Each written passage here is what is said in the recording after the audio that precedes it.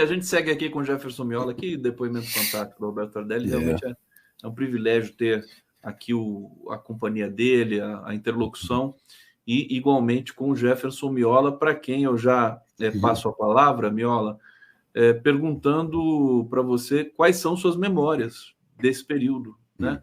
Você deve ter experimentado um período curto, né, da ditadura militar, mas deve ter lembranças que transcendem também a sua própria geração, né? Conta um pouquinho para a gente sobre isso.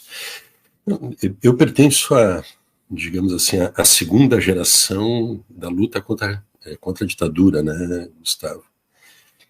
Quando o golpe aconteceu, eu tinha 3 anos de idade, né? E as minhas memórias, na verdade, mais esclarecidas sobre a ditadura foi quando eu saio do interior do Rio Grande do Sul para cursar o 2º grau e venho a Porto Alegre, a capital gaúcha. E aí convivo, então, com uma atmosfera muito tenramente, ainda com 14, 15 anos, participava de alguns encontros ainda, vinha de uma tradição brisolista, né, uma família brisolista, e participei, inclusive, de alguns encontros prévios à recepção do Brizola com a lei da anistia, né, nos galpões que tinha numa rua central da cidade.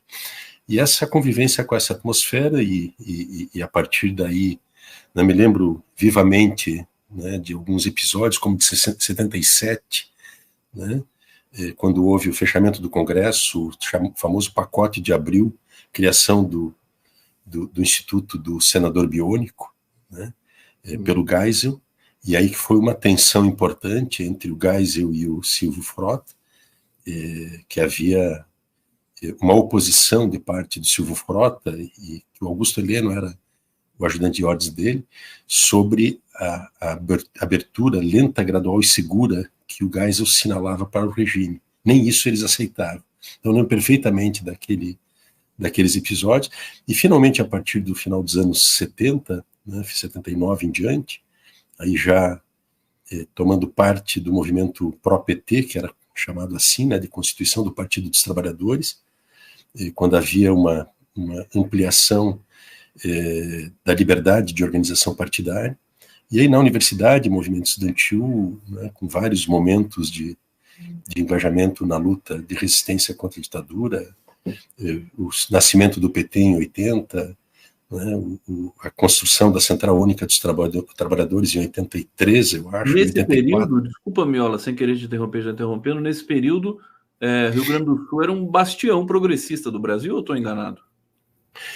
Tinha lutas relevantes, né, que tinha um caldo de cultura, né, fortemente influenciado, né, pelo brizolismo, né, uma tradição getulista e brisolista do PTB aqui no Rio Grande do Sul, ela sempre foi muito forte naquele período, né, e concomitantemente a isso começa a surgir essas diferenciações dentro do que era o antigo MDB, a tendência socialista que aglutinava um conjunto de forças de militância clandestina e de esquerda classista dentro desse espaço do MDB, começa a haver uma diferenciação que ruma em direção à construção do Partido dos Trabalhadores, né, e isso passa a se desenrolar num contexto de competição com o brizolismo.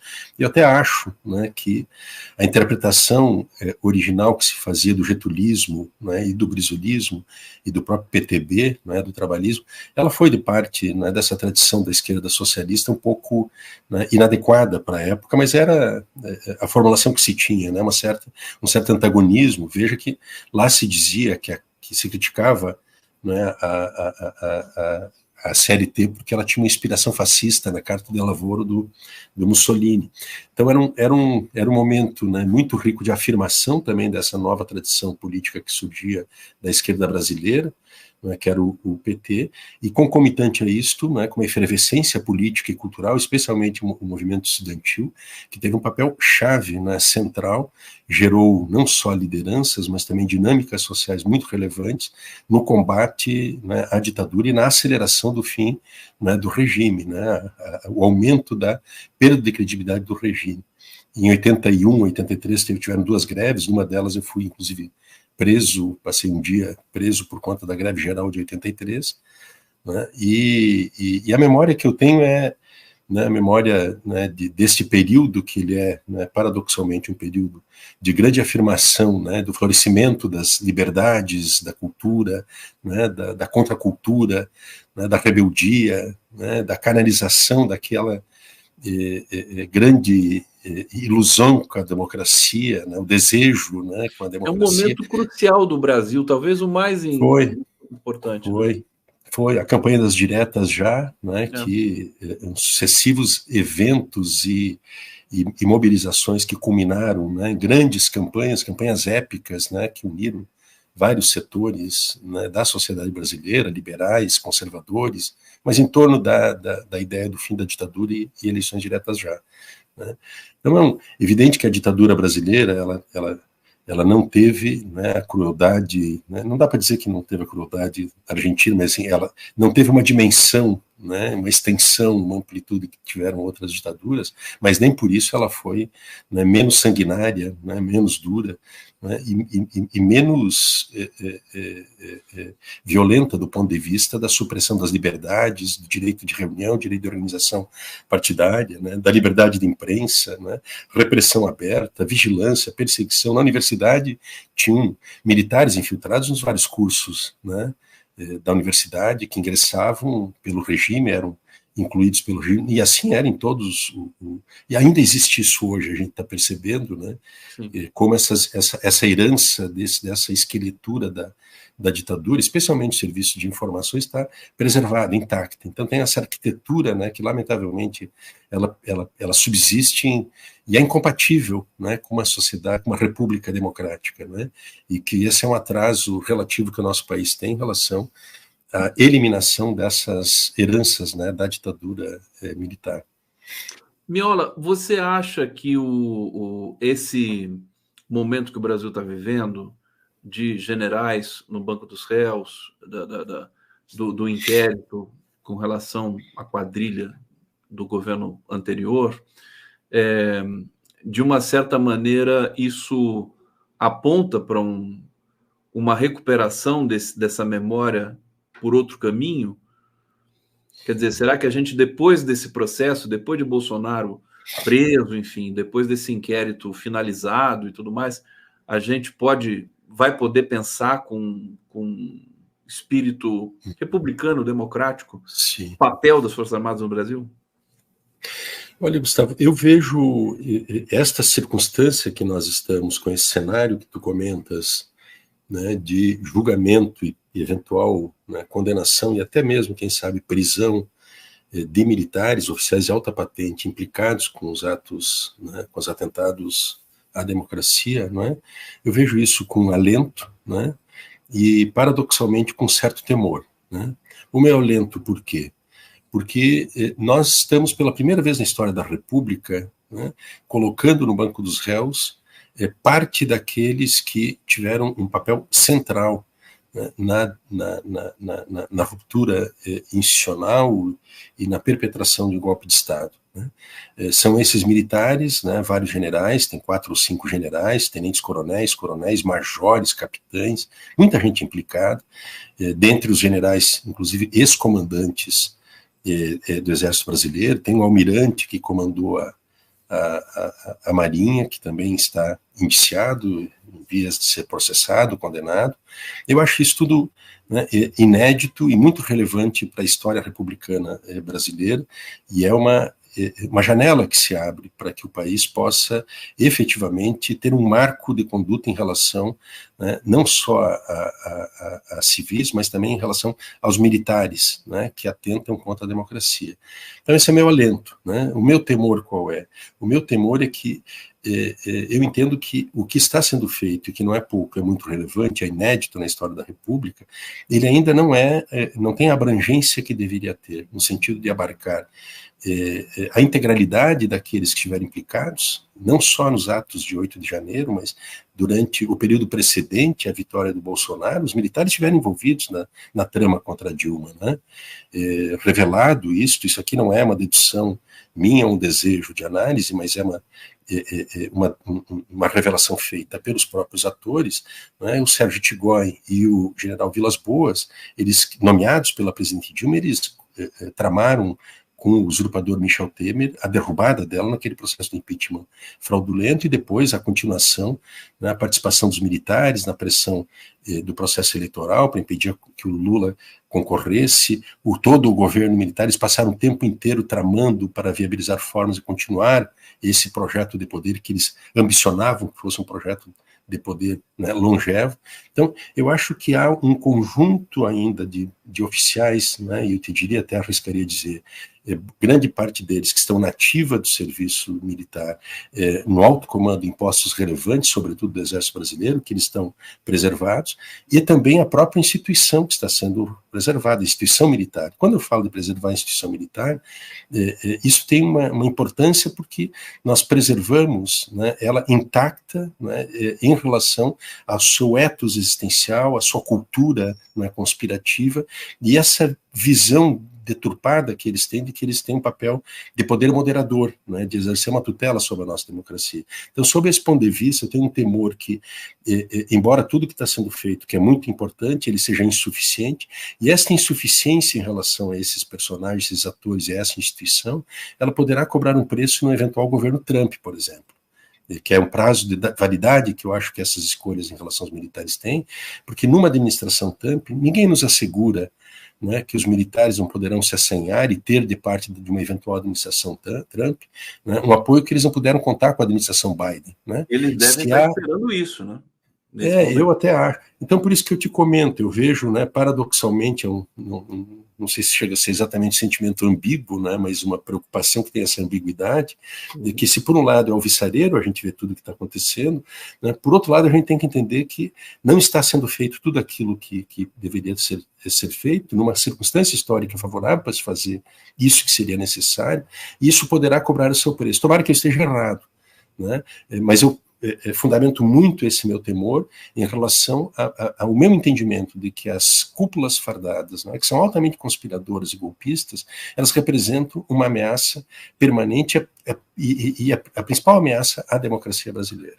O que o presidente Lula possivelmente não possa não ter considerado nessa questão de retirar a memória, né, de 64 da palavra oficial do governo, é que a vitória do Trump pode desencadear um outro processo aqui no Brasil, inclusive porque o Trump já disse que o primeiro ato que ele vai fazer vai ser soltar todos os condenados pelo 6 de janeiro deles, o Capitólio. Né, que é uma discussão que está aqui latente ainda no Brasil. Então, é bom a gente colocar a barba de molho, né? Aliás, nós dois podemos fazer isso com muita facilidade. Isso. Miola, Fabiano França está dizendo aqui, o irmão do Fernando Santa Cruz é vivo, mora em Olinda, Pernambuco, entreviste o Conde. Olha, bela dica, que bacana. Vamos tentar conversar, vamos localizar o irmão do Felipe Santa Cruz, o Fernando Santa Cruz, né? Fabiano França, irmão do Fernando, desculpa. A família de Honestino Guimarães deve ser ouvida. Rosângela da Silva Pereira aqui colaborando com o nosso trabalho. Obrigado, querida. Ana Pimenta está dizendo, o livro Holocausto Brasileiro de Daniel Arbex denuncia o genocídio no Hospital Colônia de Barbacena, Minas Gerais. A hora de colocarmos todos no banco dos réus, né? Chegou. Esse livro está sendo fartamente comentado. Eu estou muito curioso para ver também o livro, para ler.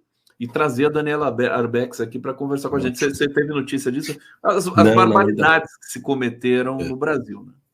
Sim, sim. Não conheço ainda o livro, Gustavo. Não conheço. Olha, deixa eu trazer uma notícia aqui. Aliás, no hall, no bojo das informações sobre os 60 anos do golpe, para o Miola comentar. Olha só isso aqui, Miola, que você deve saber facilmente, né? STF deu aval a golpe de 64 e depois entrou em atrito com militares. É a mesma história da imprensa brasileira, né? Deu aval e no finalzinho de 85, né, entrou em atrito. Na madrugada de 2 de abril de 64, então o presidente do Supremo Tribunal Federal, Álvaro Moutinho Ribeiro da Costa, foi acordado por um telefonema para que comparecesse à Câmara dos Deputados. Ele foi informado que o motivo era para que tomasse conhecimento dos fatos políticos que mais tarde descreveu como sobrenaturais. Da Câmara seguiu para o Palácio do Planalto Participou da cerimônia que então o presidente do Senado, Auro de Moura Andrade, declarou vago o cargo de presidente da República e empossou Ranieri Mazzilli, presidente da Câmara, até a eleição indireta do general Castelo Branco. Isso aqui demonstra, eu quero contextualizar, né, o papel que o STF teve no golpe de 64.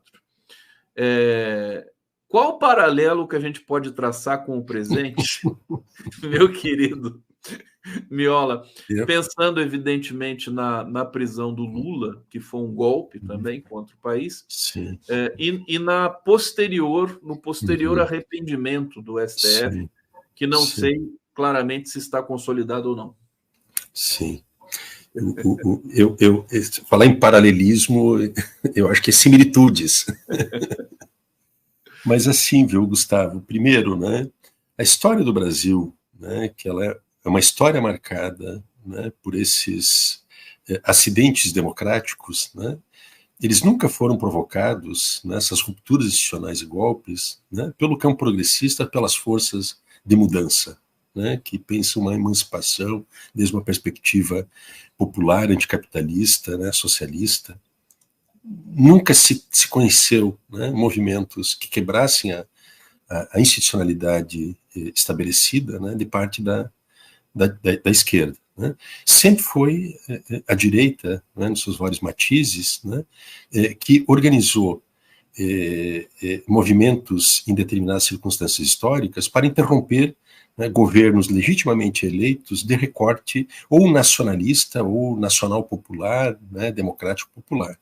Que é a situação do suicídio do Getúlio em 54, a tentativa de impedir a posse do Juscelino em 55, né, o parlamentarismo em 1961, inventado para que o Jango tivesse seu mandato, né, inviabilizado, né, a única forma que o Jango pôde assumir depois da campanha da legalidade feita pelo Brizola foi admitindo, então, submetendo-se a essa imposição militar do parlamentarismo. Depois o golpe de 64, né, o golpe da presidente Dilma, né, o golpe de 18 com a eleição presidencial, né, sem o principal competidor e virtual vitorioso, que era o Lula, etc. Em todas essas circunstâncias, observa que os atores são os mesmos. Né, nós temos as Forças Armadas envolvidas diretamente, nós temos a grande mídia envolvida, e a institucionalidade, né, republicana empenhada nisso através das suas maiorias. Então, os atuais heróis da democracia brasileira, eles são os mesmos vilões da democracia brasileira alguns anos atrás e algumas décadas atrás. Não é impensável, né, a gente imaginar a circunstância que nós vivemos no último período sem que tivesse uma participação direta, né, no estado de exceção do STF. O STF foi fundamental para que o golpe da Dilma fosse perpetrado, que a Lava Jato subsistisse, né, e que o Lula fosse preso. O STF foi uma força central, assim como, né, a mídia foi uma força central e os próprios militares. Então veja que há uma permanência desses atores em cena, que eles atuam em momentos de ruptura institucional, como aconteceu em 64, na madrugada de 64, o presidente do Rubeira Costa, que é o presidente do STF em 64, que ele testemunha um ato de uma violência institucional, de uma farsa construída pelo presidente do Congresso, Auro de Andrade, dizendo que o Jango está fora do país e, portanto, haveria vacância do cargo. Ele testemunhou isto, né, e só foram romper com a ditadura, se tornar críticos à ditadura instalada em 64, 3, 4 anos depois. Né, quando suas posições começaram a ser contestadas pelo regime, né, teve intervenção, a ditadura ampliou o número de ministros para garantir a maioria dos seus interesses, evitar que o STF pudesse aprovar habeas corpus, né, em relação aos opositores do regime, e por aí afora. Então, a partir disso que o STF ele passa a voltar para o terreno da legalidade. Então, ele fica numa condição de vilão da democracia em 64, 3, 4 anos depois, quando a coisa afunda, né, ele volta muito, sem querer interromper a sua brilhante explanação, me lembra muito Lewandowski no golpe contra Dilma ali naquele momento, em que coloca a Dilma como não faz ela perder os direitos políticos, né? Mas impede do mesmo jeito. Isso, exatamente. E depois, mais adiante, antes disso mesmo, né, o ministro Gilmar Mendes, que hoje, né, endeusado como um herói democrático, mas ele tem participação em todo esse processo. Né? É importante a gente recuperar isso, né, para saber quem são esses atores e também saber que a gente não tem uma confiança incondicional, né, em determinados atores. Né? Por que não se tem essa confiança incondicional? Né? Porque a gente sabe que se para a esquerda, né, a democracia ela é um valor fundante, para a direita ela tem um valor instrumental, ela perde o sentido quando a direita vê, né, as classes dominantes percebem que eventualmente seus interesses, seus objetivos podem estar sendo contrariados. Por isso eles interrompem governos, eles não hesitam em derrubar governos legitimamente eleitos. Né? E veja o que aconteceu com o Jango em 64, né? Era a Globo fazendo uma laúsa, né? Finalmente o Brasil foge do comunismo, né? Os militares atuando e o STF dando o verniz de legitimidade institucional, né, quando ele consagra aquele momento, né, de uma violência institucional cometida contra o presidente da República legitimamente eleito, que estava nas condições de exercício do cargo, né, na cidade de Porto Alegre, e não estava na sede, né, do Poder Nacional, mas estava no exercício das suas funções. Não tinha nada que abonasse aquele ato. Então, e da mesma maneira, mais adiante, quando a gente observa, né, esse consórcio das instituições, né, fardados, togados, né, e mídia, né, ele produz, né, novamente esses atos de rupturas institucionais, e chega um momento, quando eles percebem que a coisa foi longe demais, que aconteceu com o Bolsonaro, eles viram, não, a coisa está fugindo do controle, né, tudo tem um limite, inclusive já passa a ser contraproducente para o próprio sistema, né, a permanência de uma figura como o Bolsonaro, né, ele já está indo longe demais. Ele mostrou que poderia, inclusive, aprofundar um cenário, né, desastroso de um abismo total do país. Então eles decidiram, opa, alto lá, até aqui nós chegamos, daqui em diante nós então voltamos agora a vestir a toga, né, do outro lado, que é a toga democrática. Né? Então eles passaram de uma condição de vilões da democracia para, né, heróis da nossa democracia. E eu acho que falta no nosso país, Gustavo, francamente, falta uma justiça de transição. Isso aqui não é vingancismo, não é justiçamento, mas isso é a preservação da memória, a memória como um fundamento de uma sociedade civilizada, de uma sociedade democrática, uma sociedade que repele todas e quaisquer formas, né, de exercício de poder que não sejam baseados na soberania popular, né, na legitimidade do voto popular. Né, e não no arbítrio, né, na imposição de projetos pela força. Então, enquanto nós não tivermos, né, uma justiça de transição que trate, né, de maneira muito, muito serena, né, mas ao mesmo tempo muito abrangente, muito abarcativa, todos os atores implicados, né, para que a gente possa, né, fazer com que o presente, mas sobretudo o futuro, ele seja garantido, né, de que essas questões, com a mudança que uma justiça de transição pode provocar, essas situações de ruptura, de violência, de ditaduras, nunca mais voltem a acontecer. Né? Enquanto isso não acontecer, nós vamos ver sobre os ecos de 64. O 8 de janeiro é exatamente isso. São os ecos de 64, né, se expressando vivamente, né, em voz alta, em pleno 2024, 60 anos depois, 2023, 60 anos depois. Né? E a gente acabou de ter um eco gigantesco de 64, que foi a parada fascista na Avenida Paulista. Ali, isso, dia 25, exatamente. Porque se trata disso com uma naturalidade que ela não é aceitável. Não é aceitável a gente fazer apologia a crimes, assim como não é aceitável que o Clube Militar tenha reunido lá os oficiais da reserva, com a anuência dos oficiais da ativa, por a gente dizer isso, para celebrar o que eles chamam lá da Revolução de 64.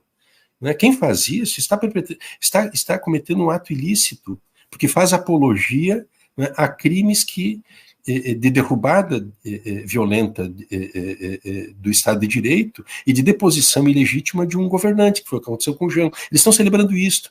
E não é, a ninguém é dado o direito de celebrar crimes, de enaltecer crimes, de fazer apologia aos crimes. Então, nós temos uma situação que eu acho que essa insuficiência, né, em relação ao problema, né, que poderá nos cobrar, vai permanentemente nos deixar vivendo sobre a sombra, né, da ditadura, na sombra da ameaça de golpes, né, a sombra permanente, né, de rupturas institucionais. E não é só das Forças Armadas, é das elites, é das alianças internacionais, como você falou aqui, a vitória do Trump pode mudar, evidentemente que muda alguma coisa na cena nacional. Deixa eu ir para o bate-papo, Miola, para a gente seguir aqui no nosso na nossa resenha. O Music Relax está dizendo aqui: meu pai, eletricista, militante do partido, teve que fugir. No lugar dele, pegaram meu tio, que não era militante, e torturaram para falar onde estava meu pai. Meu tio nunca mais foi o mesmo até sua morte. Pois é. Muitas histórias assim. Beatriz Nunes: Lula não desrecomendou. Não, isso aqui eu já tinha lido, né? Isso aqui é interessante, né, Miola? Não sei se você acompanhou aqui. Lula não desrecomendou nenhuma manifestação, só disse que o governo não ia fazer. O fato de ter efeito oposto só prova a sabedoria política do presidente. O Tardelli até riu aqui desse comentário, porque assim, né? Amizade é uma coisa que a gente preza muito mesmo, e o carinho que a gente tem pelo Lula. Mas, de fato, essa espécie de bloqueio às comemorações oficiais, ela causou, entrevistei aqui várias pessoas essa semana da ditadura nunca mais aqui no 11 News, realmente causou um constrangimento, uma infelicidade muito grande. Mas teve um efeito contrário, a meu ver, porque hoje, por exemplo, a manchete de todos os jornais, né, mesmo jornais convencionais, né, é sobre 64.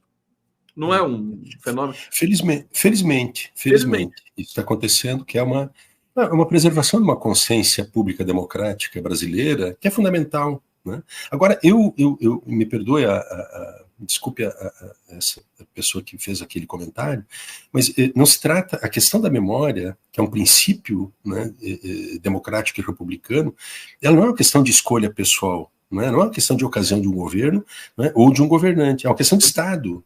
Né? É uma questão de Estado. Sim. E desse ponto de vista, não é, um governante ele não pode, né, deixar de preservar a memória histórica do seu país, que a memória nacional ela tem que ser preservada, tem que ser reconhecida e permanentemente, né, atualizada. E, por outro lado, é uma ofensa, né, à memória daqueles que o passado não acabou. Agora há pouco nós vimos aqui um comentário de uma pessoa que teve um tio, irmão do seu pai, que era militante, que fugiu, e esse irmão dele foi pego e torturado para dizer onde é que estava o irmão. Entende? Então, essas pessoas têm um passado presentes em si. E não é correto, né, que qualquer autoridade pública, né, substitua esta dor individual por uma visão muito íntima que possa ter sobre um problema, que é um problema de Estado. Não é um problema de governo, não é um problema do indivíduo governante. É um problema do Estado.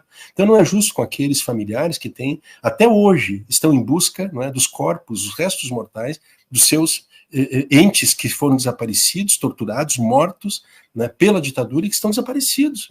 Isso não é adequado. Então, eu acho que é uma escolha que o presidente fez e ela gerou enorme desapontamento, Gustavo, infelizmente, né? Não só nos setores ativistas diretamente de direitos humanos ou de familiares de mortos e desaparecidos políticos, mas, de maneira geral, no campo democrático brasileiro, uma certa decepção com esta escolha do presidente, exatamente por isso, pelas características do nosso país que requer, né, que isso seja permanente. Haja um encontro de contas do país com esse seu passado tenebroso, né? Perfeito, a gente não pode se intimidar, né? Quando a gente se intimida, a gente perde espaço. É meio que simples, né? Esse cálculo. E vamos lembrar o seguinte: o Bolsonaro ele acabou com a comissão de mortos e desaparecidos e até hoje ela não foi restabelecida. E aí, na sequência, eu vou perguntar para o Miola ainda sobre a justiça de transição. Deixa eu trazer aqui a Andréa Tello da Corte. Não deixem de ler na Corda Bamba Memórias Ficcionais do professor Daniel Arão Reis, hoje um dos nossos mais importantes historiadores, guerreiro do MR8, da Guanabara. Não entendi. Dissidência Guanabara, que era uma dissidência do partidão do PCB. Um pouco, em 1966, essa dissidência.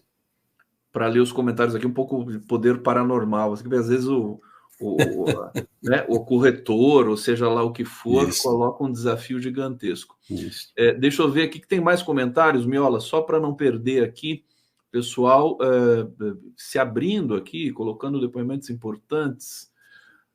Maristela Zancan, já existe um documentário na Netflix feito com base no livro Holocausto Brasileiro. Aliás, o livro Holocausto Brasileiro se baseia muito num documentário sobre Barbacena, que é histórico, que é fantástico também. Ivo Afonso está dizendo aqui, daqui a pouco eu vou lembrar o nome para vocês. Ivo Afonso, o Adriano deve saber qual tratamento era dado às comunistas do Ibirapuera. Foi algo repugnante praticado por aqueles que diziam-se patriotas. Eu estou guardando esse comentário aqui para quando o Adriano chegar. Ana Barcelos, que programa? Memórias de tantos brasileiros silenciados que agora podem falar sobre a ditadura. Alcides Ádio, em 2021, o Bolsonaro, né, deu um soco no Randolph porque não queria deixar entrar no antigo prédio do DOPS, no Rio de Janeiro. Não sabia disso. Eu desconheço essa história aqui. Obrigado, Alcides. Ô Miola, a justiça de transição, quando a gente fala sempre nesse conceito, seria criar um tribunal, um tribunal à parte para julgar as atrocidades, ou seria só um processo de trazer para dentro da própria estrutura judicial os horrores da ditadura e os julgamentos desse processo? Assim, a tecnicalidade do assunto, Gustavo, ela pode ser ajustada de distintas maneiras. Cada país teve a sua experiência, né, de processos judiciais chamados de justiça de transição em relação, né, à recomposição de um quadro institucional, né, após seu trauma, né, a sua ruptura. Né? Agora, o fundamental com a justiça de transição, ele é um processo, né, jurídico, legal e político, né, que envolve o conjunto das instituições, o poder político e o setor e a justiça do país, no sentido de identificar, responsabilizar, né, processar e condenar todos aqueles que participaram, né, de atos, de atentados contra a ordem jurídico-legal e a democracia. E os países que fazem isto, Gustavo, eles semeiam, né, uma garantia do futuro, em certo sentido. O caso da Argentina é muito notório desse ponto de vista. Né? A Argentina, há 4 dias atrás, sentenciou à prisão perpétua 10 oficiais das Forças Armadas, né, implicados no golpe de 1976, ou seja, um julgamento, né, judicial, depois de 48 anos, e coloca na prisão, em condição de prisão perpétua, 10 ou 12, né, oficiais. Veja a diferença. Tentando desfazer isso, né? Pois é, agora, isto que é a consolidação, por isso que um processo, né, nacional, quando ele consolida, né, uma abordagem, né, sobre essas situações traumáticas que foram enfrentadas, e ela tem um efeito pedagógico de geração de consciência democrática, né, é profundamente educativo, ele cria uma cultura nacional. Mesmo na situação que tem na Argentina, com o Milei e com a sua vice, que é uma ativista de direitos, uma ativista para a revisão histórica da ditadura, ela visitava o Videla na prisão, Jorge Videla, um ditador sanguinário, né, visitava na prisão, né, ela apregou a revisão histórica da ditadura, esse revisionismo, que tudo é menos para eles, não foram 30 mil mortos, desaparecidos, é menos de 8 mil, como se uma escala de 8 mil fosse irrelevante, entende? Mas, de qualquer maneira, mesmo com essa ameaça que tem a sociedade argentina hoje, com um personagem como o Milei tendo a vice, que é essa figura, há no campo da direita, né, e uma direita, inclusive, já extremada da Argentina, há um certo consenso de que, bom, daqui não se passa, as Forças Armadas não entram no jogo político mais, exatamente por conta disso. A consolidação, né, de um padrão, né, de consciência contra a ditadura e pró-democracia na Argentina, que ela consolida, né, um padrão de exigência da sociedade nacional em relação, né, aos militares e forças, né, que possam atentar contra a democracia. Perfeitamente. O Alcides Ádio está trazendo aqui a informação do Randolph, né, que a gente estranhou. Ele está dizendo aqui, em 2013, em visita ao prédio do DOPS, Rio de Janeiro, pelas Comissões da Verdade, o Bozo deu um soco na barriga do senador Randolph. Errei a data. Conde? Foi em 2013. Isso. Tem vídeo. Bozo era do PP, foi absolvido no Conselho de Ética. Brincadeira esse episódio, hein? Mas eu não lembrava desse episódio.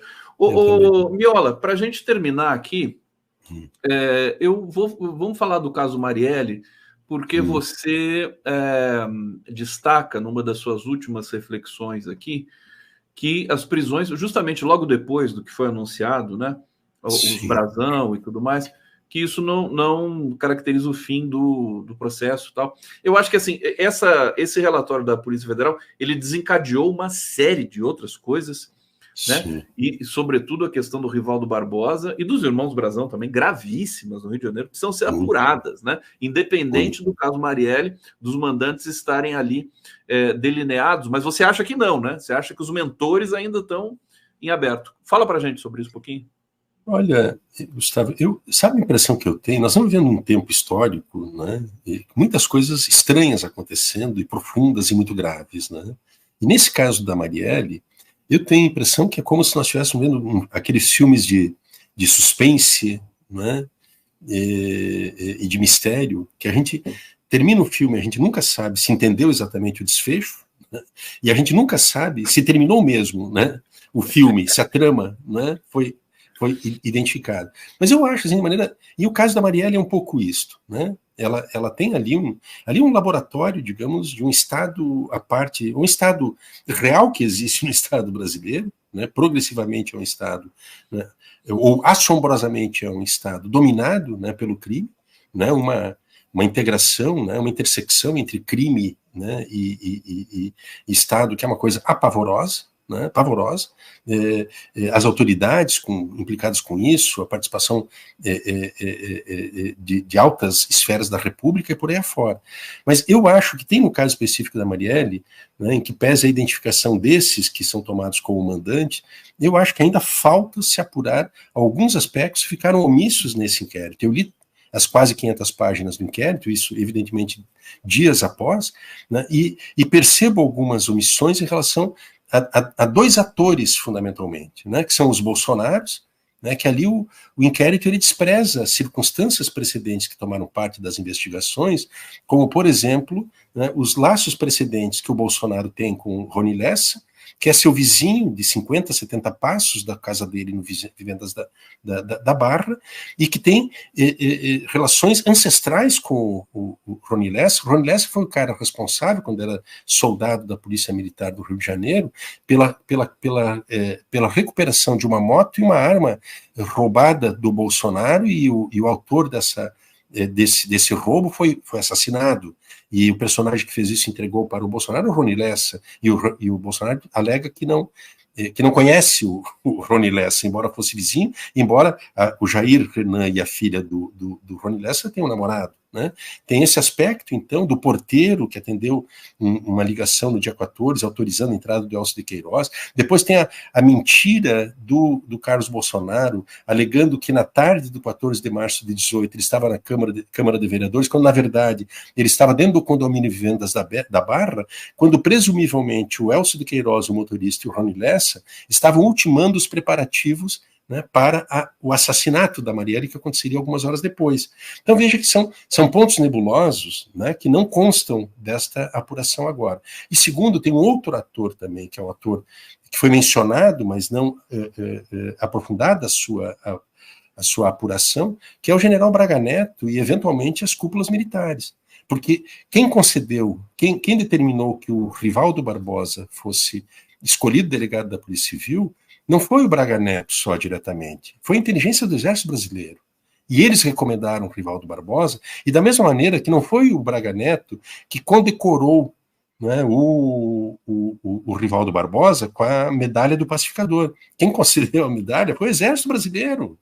Né? E aí tu relembra depois, adiante, quando o Bolsonaro toma posse, ou quando houve lá uma cerimônia que estava em Vilas Boas, em que ele faz um agradecimento a 3 personagens, né, por terem colocado, né, a República nos seus devidos rumos. Ele agradece o Bolsonaro, ele agradece o Braga Neto e ele agradece o Sérgio Moro, né, como as 3 pessoas avançaram. Então eu acho que existem ainda camadas a serem melhor elucidadas, né? Não quero dizer de antemão que os que estão presos não têm implicação, tem muita dificuldade para manter a prisão dos irmãos Brazão, vamos combinar, né, porque eles estão presos sem provas. Eles estão presos com base na delação de um condenado que tem benefícios judiciais para si, né, em delatar e inculpar alguém. Mas não há provas, né, provas que eu digo documentais, né, que amparem e fundamentem, né, uma decisão condenatória. Porque aí nós não podemos aceitar o método Lava Jato, né, o lavajatismo que contaminou, intoxicou o nosso sistema judicial, né, ele não é né, um princípio de uma justiça democrática. Então, isso é importante a gente destacar também e avançar nisso que eu chamo uma camada que se chamaria dos mentores disso tudo, mas são atores interessados para que o crime fosse perpetrado, né, diante de uma realidade que estava posta na época. E aí eu só finalizo, que o Adriano está aqui agora, só finalizo dizendo que a própria intervenção federal no Rio de Janeiro em 2018, ela possa ter uma associação não só com esse crime, mas com a contenção do mundo miliciano para preservar a candidatura do Bolsonaro, né? Então, isto é um aspecto também de um capítulo novo que pode ser aberto, né, a partir desse estágio, né, que as investigações chegaram depois que a Polícia Federal entrou em cena, porque ficaram 5 anos, sob 1 ano de Temer e 4 anos de Bolsonaro, né, com todos os vais e vens e sabotagens, né, e inviabilização das investigações desse caso. Totalmente paralisada por 5 anos a investigação sobre a execução de Marielle e Anderson Gomes. O que traz prejuízos, inclusive, é a identificação, a preservação das provas, né, que eu não estou dizendo que eles não estão envolvidos, eu estou dizendo que as bases para a manutenção da prisão são precárias. Sinto muito. Elas estão baseadas numa delação de um condenado. Fantástica aqui a conversa com o Jefferson Miola, hein, Miola? Fantástico, que bom que você esteve aqui conosco. Adriano Diogo chegando aqui, meu querido Adriano Diogo. Eu já estava aqui orientando o Diogo, falei, ó, não pode falhar a transmissão hoje, porque hoje o depoimento do Diogo é assim, absolutamente imprescindível. Precisa estar tudo nos trinks, né, Miola? Diogo, bem-vindo aqui. Vamos fazer a transição com o Miola? Deixa um abraço para o Diogo e vou continuar acompanhando o depoimento aqui do Diogo. Um bom fim de semana e boa Páscoa para nós todos, tá? Obrigado, Miola. Bom fim de semana. Boa Páscoa para você, sua família. Obrigado pela presença sempre luminosa aqui. Nada. Sempre um prazer. Um abração. Tchau, tchau.